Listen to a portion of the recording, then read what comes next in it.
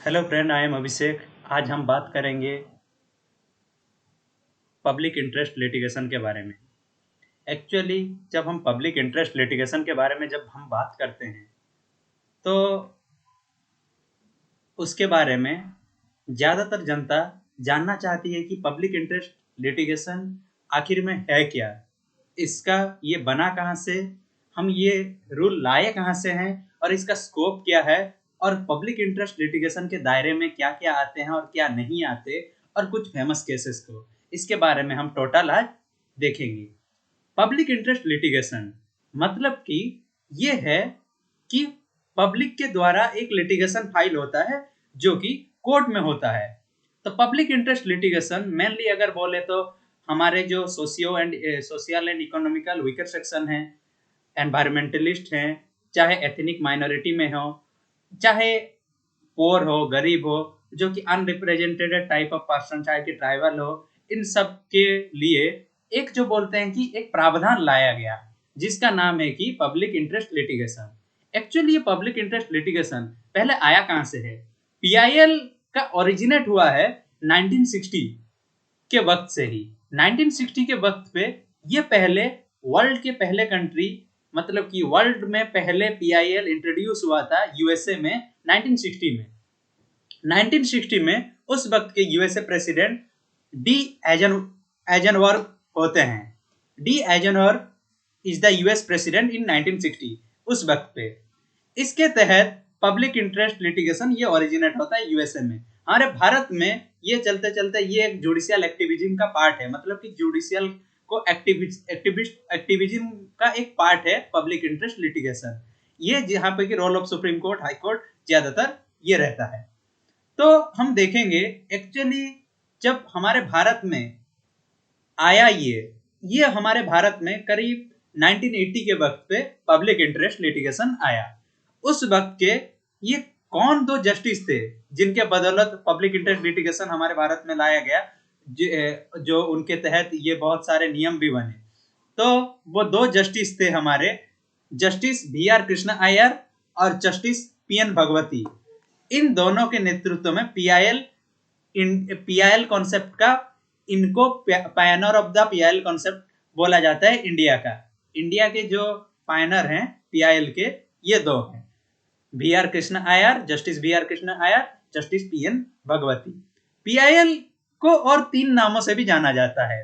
पहला नाम है सोशल एक्शन लिटिगेशन, दूसरा नाम है हमारा सोशल इंटरेस्ट लिटिगेशन, तीसरा है कि हमारा क्लास एक्शन लिटिगेशन। ये तीनों है कि पीआईएल का फॉर्म। तो अगर हम ये देखेंगे कोई भी इंसान का राइट्स हो या any person rights are infringed alone can move the court for the remedy. किसी भी पर्सन का अपना राइट्स, फंडामेंटल राइट्स अगर हनन हो रहा हो तो वो पीआईएल फाइल कर सकता है और उसके रिमेडी के लिए कोर्ट से वो जांच, कोर्ट में जाके वो अपने रेमेडी के लिए मांग कर सकता है। तो ये है पीआईएल का। Actually real purpose of the PIL क्या था? Real purpose of the PIL हम देखेंगे vindication of the rule of law. Vindication of the rule of law पहला। दूसरा है कि हमारा facilitating effective access to the justice to the socially and educationally backward classes peoples in the society. इनके लिए, मतलब कि इनके लिए एक अच्छे तरह से रूल मुहैया किया जाना, ये भी एक ये था। तो हम और देखेंगे तो जैसे कि हमारा ये सोशल इंटरेस्ट लिटिगेशन, फिर आपके ऊपर आया कि social interest litigation, social action, social interest, और है कि हमारा class action litigation. Meaningful realisation of the fundamental rights. ये फंडामेंटल राइट्स को हनन ना होने दिया जाए। एक्चुअली हमारा फंडामेंटल राइट्स के ऊपर हम जब बात करते हैं तो हम एक्चुअली डायरेक्ट बात करते हैं कि रीट के ऊपर। रीट जो है कि जो हम हाईकोर्ट में करीब हाईकोर्ट में 226 आर्टिकल के तहत ये हम पेश कर सकते हैं, और जो कि हमारे सुप्रीम कोर्ट में है 32, जो कि रीट के 5 सेक्शन है, हैबियस कॉर्पस, मार्समस, उसके बारे में हम कभी टोटल जो डिस्कशन करेंगे। तो ये आया रीट के ऊपर भी ये रहता है। Scope of PIL. पीआईएल का एक्चुअली स्कोप कहां से बना? इस पीआईएल में 1998 को सुप्रीम कोर्ट एक गाइडलाइन फॉर्मुलेट करता है कौन कौन सा पीआईएल के अंडर आएंगे। पहले तो जो थे लेकिन उसके बाद क्या क्या पीआईएल के अंडर आएंगे, जो कि पहला है कि बॉन्डेड लेबर ये पीआईएल के अंडर आता है। दूसरा है कि हमारे नेग्लेक्टेड चिल्ड्रन मतलब कि आप देख रहे होंगे ढाबा में ये सब जगह पे काम करते रहते हैं, वो नेग्लेक्टेड चिल्ड्रन। तो और तीसरा रहे कि हमारे जो सर्विस सेक्टर में है, मतलब कि जो कि लेबर लॉ के नॉन पेमेंट वेक्स, जैसे कि किसी को वेक के लिए नहीं मिलता, जो कि लेबर लॉ के अंडर में आते हैं, उनको यूनियन के हिसाब से, लेकिन इंडिविजुअल नहीं, इंडिविजुअल के हिसाब से पीआईएल ये नहीं कर सकते। उनके जो बोलते हैं लेबर लॉज के हिसाब से, यूनियन के हिसाब से वो लोग वेक्स के लिए पीआईएल के लिए फाइल कर सकते हैं। चौथा रहा कि जो कि जेल में होते हैं, जेल में जो कैदी होते हैं, उनका अगर कोई इंटरेस्ट, मतलब कि उनका अगर कोई कुछ हनन होता है, जैसे कि हरस होते हैं, किसी को मारा गया, पीटा गया, इसके ऊपर अगर ये होता है, ये भी पीआईएल के अंडर में आता है। फिर आया कि हमारा पुलिस, अगर कोई किसी पुलिस स्टेशन हम जा रहे हैं तो वो मना कर रहा है कि केस रजिस्टर नहीं करूंगा, तो ये हुआ है हमारे, अगर जोर जबरदस्त वो अगर पुलिस धमका रहा है, पीट रहा है, इसके अंदर भी हम जो बोलते हैं पीआईएल फाइल कर सकते हैं, पीआईएल पिटिशन कर सकते हैं। फिर उसके बाद रहा कि एट्रोसिटी ऑफ द ओमेन के ऊपर जो एट्रोसिटी होता है, मतलब कि जाति जो बहुत सारे ये होते हैं, क्राइम होते हैं, जैसे कि ब्राइड बॉर्न के ऊपर केस रहता है, किडनैपिंग रहता है, मर्डर रहता है, इन सब के ऊपर जो केसेस रहता है ओमेन के ऊपर, ये भी जो बोलते हैं पीआईएल हम पिटिशन फाइल कर सकते हैं। फिर आया कि एनवायरमेंटल पोल्यूशन, इकोलॉजिकली।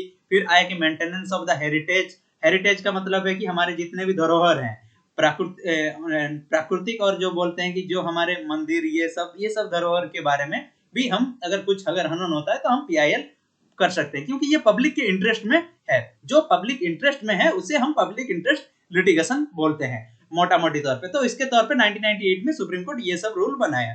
तो और भी है राइट विक्टिम्स, जैसे कि कुछ कहीं जगह पे दंगा हुआ, उसके जो विक्टिम्स है, अगर कुछ भी होता है तो वो पब्लिक इंटरेस्ट लिटिगेशन के ये में आएंगे। तो उसके फिर आया कि हमारा जो कि फैमिली पेंशन के ऊपर भी ये हमारे पीआईएल फाइल कर सकते हैं। कौन कौन सा ये है जो कि पीआईएल के अंडर नहीं आता? पीआईएल के अंडर नहीं आता जो कि हमारे मेनली होते हैं कि देखेंगे तो लैंडलॉर्ड एंड टेनेंट्स मैटर, जो लैंडलॉर्ड एंड टेनेंट्स के बीच में जो मैटर्स है, ये जो बोलते हैं पीआईएल के अंडर नहीं आएगा। दूसरा है कि सर्विस मैटर, जो सर्विस मैटर है, दो pertaining to pension and gratuity and pension के रिलेटेड, ये पीआईएल के अंडर नहीं आएगा।